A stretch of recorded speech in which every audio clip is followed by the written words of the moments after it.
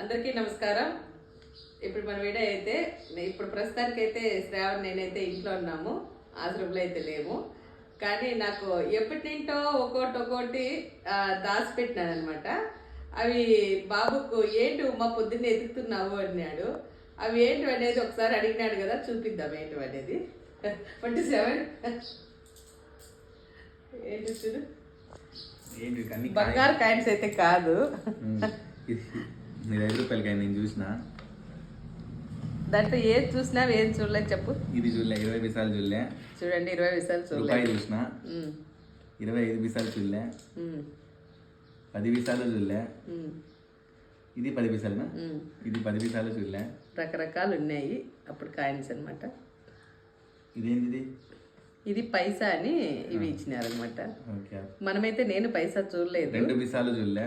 అవన్నీ మనం చూడలే.